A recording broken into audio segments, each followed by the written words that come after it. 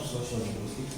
In general, it's going to be a very brief and general introduction to the application of sociolinguistics and the branches behind which are operating under the application of sociolinguistics. So, first of all, I would like to tell you about what is applied sociolinguistics. So, sociolinguistics applied sociolinguistics can be narrowed down to different interpretations, but it can be narrowed down to as the application. It's the application of the theory of the results of the theoretical linguistics research in teaching and learning of foreign and second language. So this is the narrow interpretation of applied sociolinguistics. But on a broader sense, it can also be referred to as the application of linguistics research to the solution of practical, and maybe it can be pragmatism or other branches of the educational and social problems like the sociology of language, etc. Comes under applied linguistics or applied sociolinguistics. So, by applied sociolinguistics, it can also be meant as an attempt in which our sociolinguistic findings and sociolinguistic insights is used as an assistant to solve the real-world problems. It's given here. So,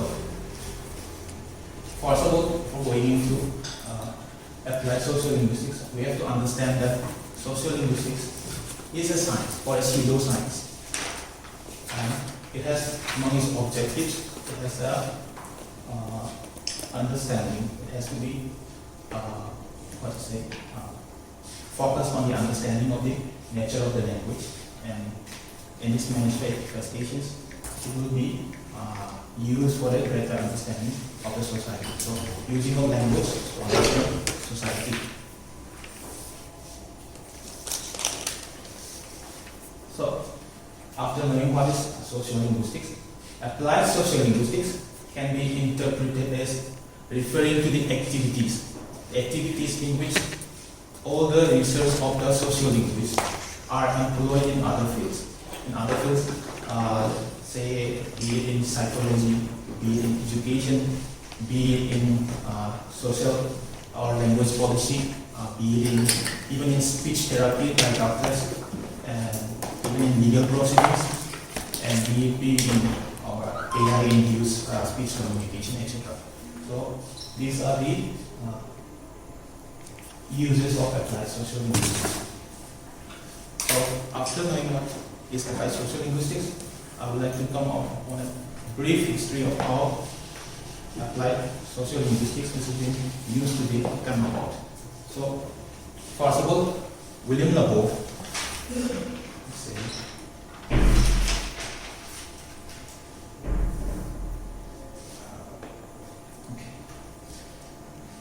William Labov has used sociolinguistics in different ways.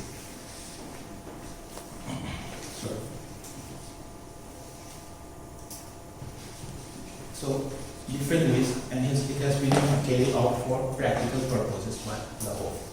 So, following Labov, there are a large amount of works that has been carried out, firstly in the empirical studies of the language in its society, from society, the empirical data are collected. And after that, such research by Labov and his followers, so to say, they are aimed at improving the linguistic theory, first of all, linguistic theory, then after that, for acquiring a better understanding of the nature of the language, and third of all, the sources of all these linguistic change, what's the sources of variation in language. So these are studied under Labov and his followers. But shortly after Labov, from the 1960s, a new wave came where all the work of Labov are applied in educational problems. So first, it was under the debates which was concerning about the use of non-standard, not the standard dialect, but the non-standard dialects or in education. This was done in United States, USA, United States of America. Which was firstly done especially in AAVE or African American Vernacular English.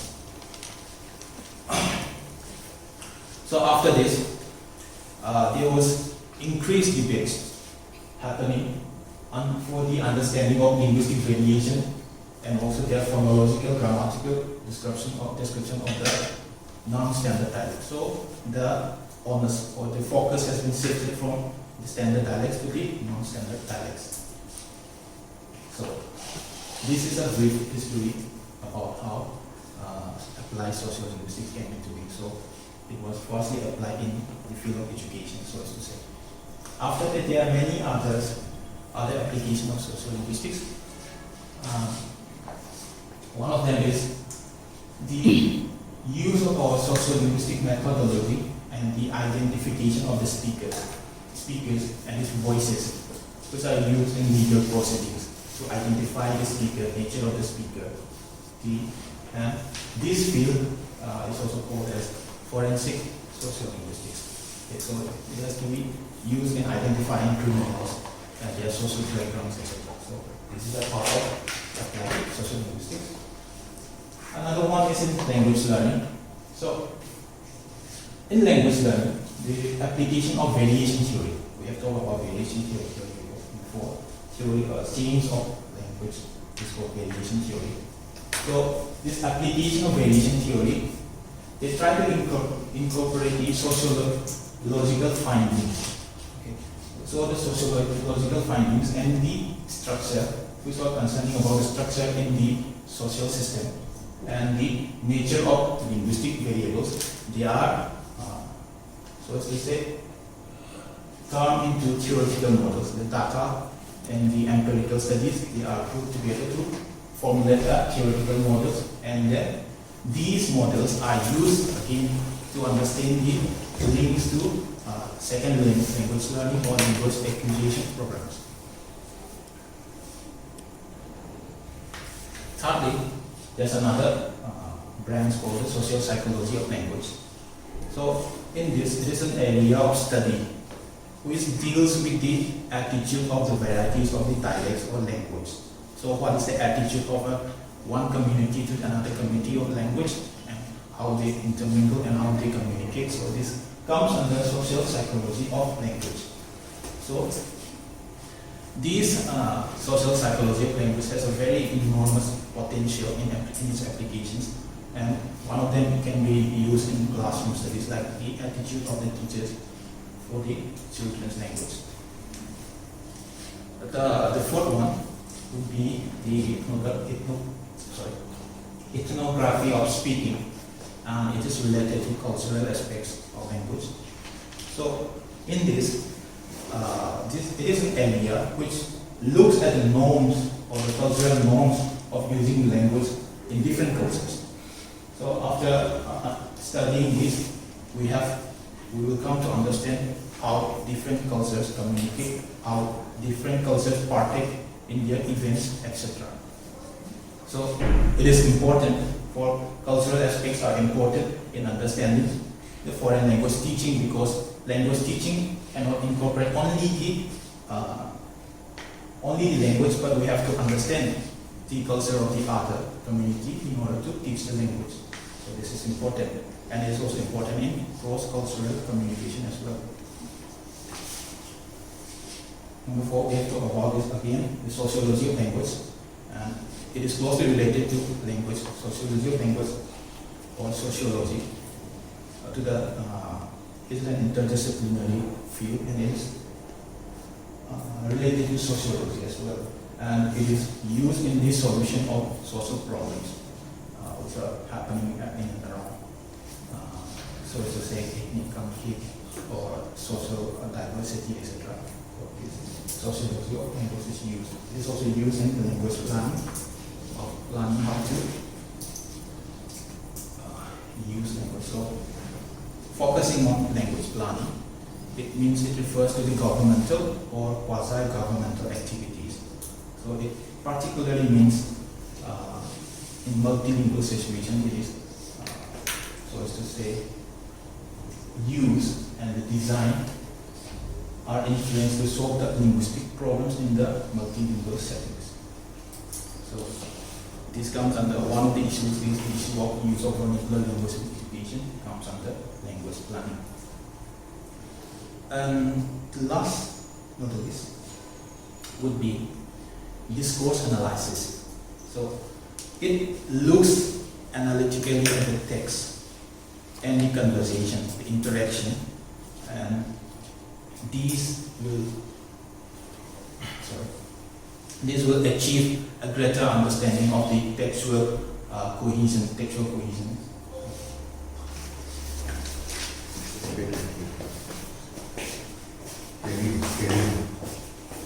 Textual cohesion and textual coherence. Okay, so it is using a text interpretation of text. So, and these rules are used for carrying out an interpretation of conversations. So it has an important application in communication, in the use of mother tongue and foreign language teaching, so communication, again, textual communication, and the analysis of news reporting, etc. as well. So with this, these are some of the uses, some of the branches of applied sociolinguistics. Next, I would like to focus on one of the key applications of sociolinguistics, and it is related to education.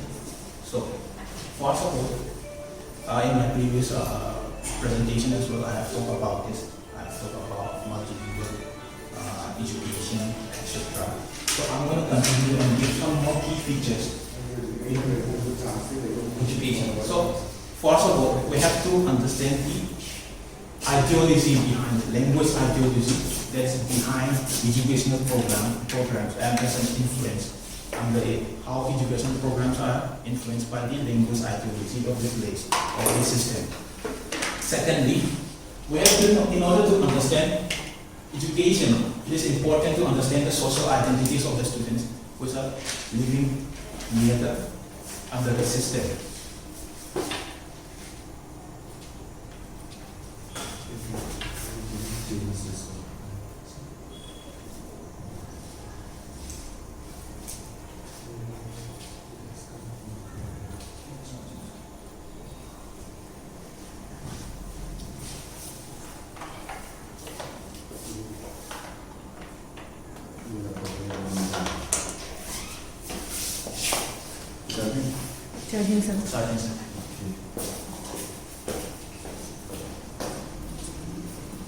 So, the social identities of the student is important.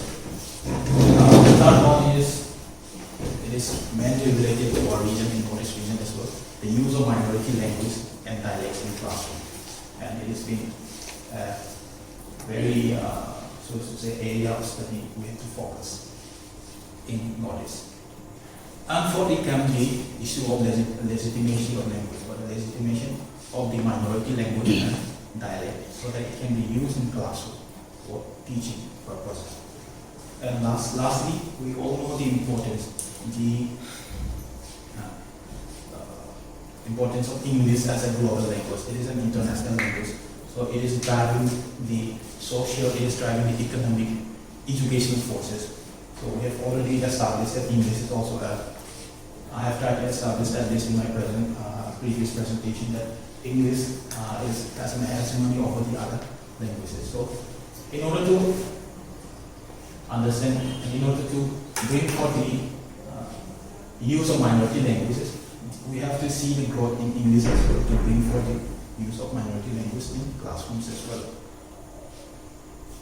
So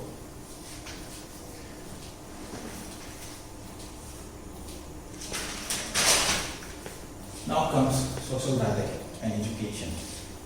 We have seen that many linguists have agreed that the variety of language, there is no inherently better than the other variety of language.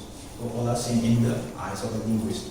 But in the real context or real world, the standard variety of language has a better so as to say, in the social sense.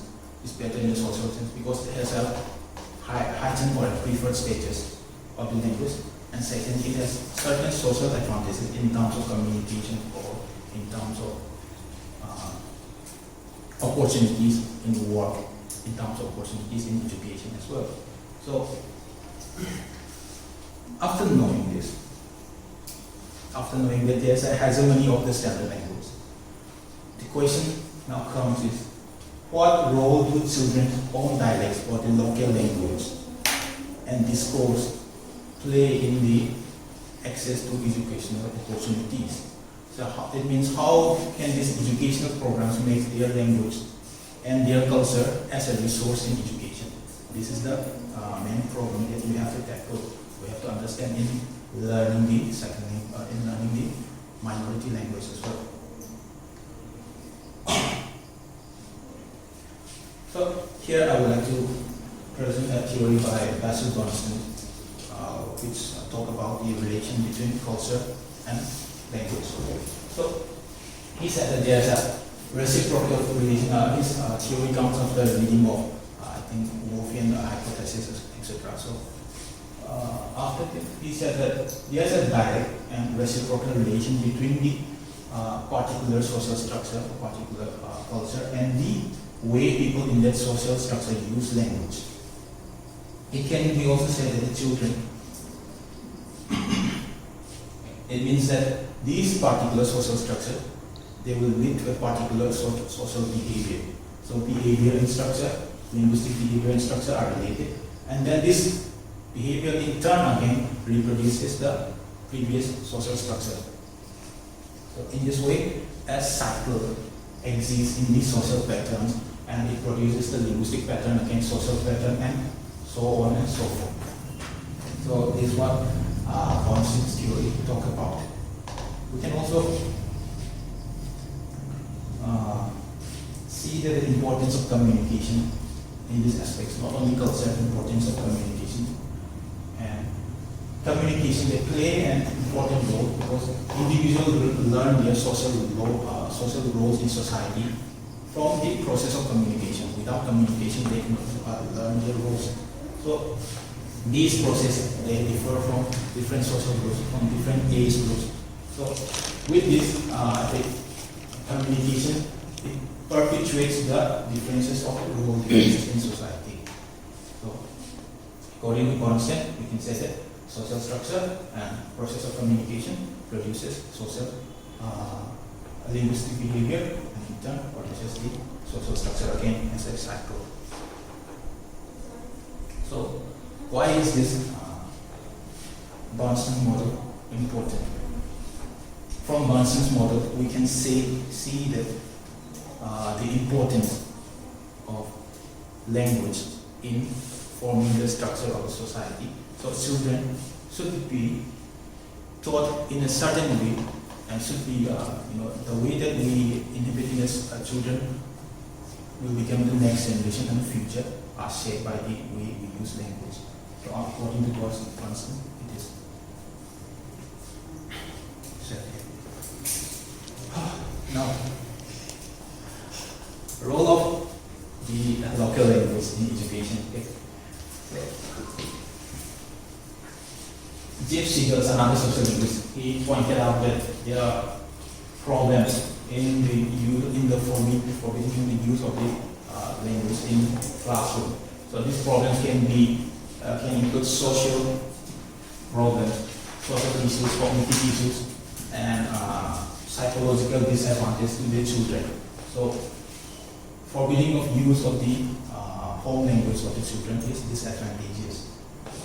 So with this, children who are forbidden their language, their home language, they have issues. First, they have issues with their identity. They have an identity crisis when growing up, understanding what it is. So they have issues with their identity. They have insecurity about expressing themselves. They don't know how to talk to their peers, to their teachers. They have insecurities, and they have also difficulty in acquiring literacy skills. This is because the use of two languages with the the use of our own mother tongue heighten our cognitive, so we should say, cognitive skills. So, Sigurd pointed out 3 ways to incorporate this dialects, but I'm not going to go into this. However, the thing is that all these programs, they require recognition of legitimacy. Without legitimacy in the language, it cannot be incorporated into the education system. So the question of legitimacy that I have talked about before comes here.